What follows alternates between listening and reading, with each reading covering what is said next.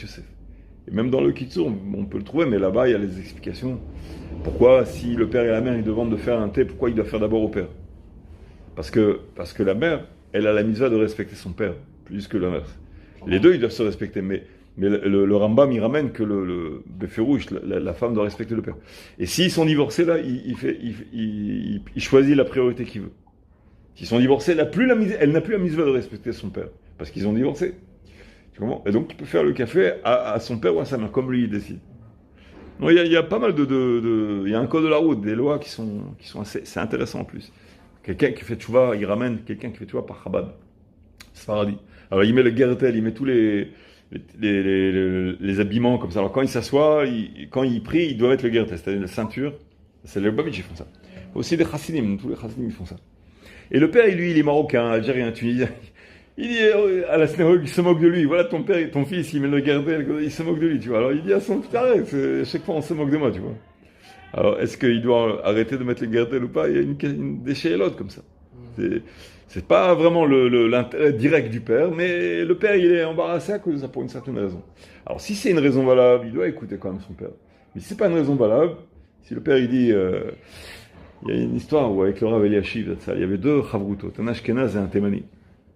Ils avaient l'habitude d'étudier la Torah ensemble. Des années. Et un jour, l'Ashkenaz, il dit à l'autre que, je crois que c'est dans ce sens-là, il avait une fille, je crois, et le Temani, il avait un garçon. Il dit, viens, on fait un shidur.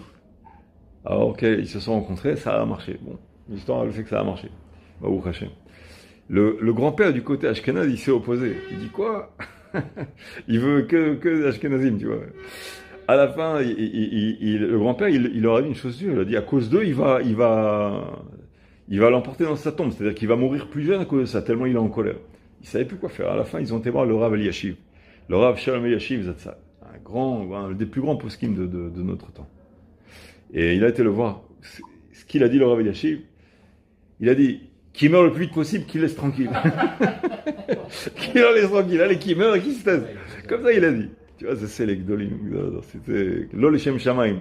C'est une menace, une intimidation qui est à l'encontre de la Torah, de la mitzvah. Allez, qui les laisse tranquille le plus vite possible. Un gadol, c'est pas... Tu comprends? Et il les a habillés comme ça, qui se marient d'Afka. Donc voilà, donc c'est plein d'histoires. Les codes de priorité, ils sont pas forcément évidents, tu comprends?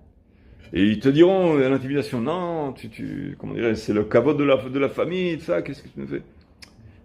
Ils veulent se marier, c'est une mitzvah, ma Torah, de se marier, de procréer, etc. Qu'est-ce que tu fais en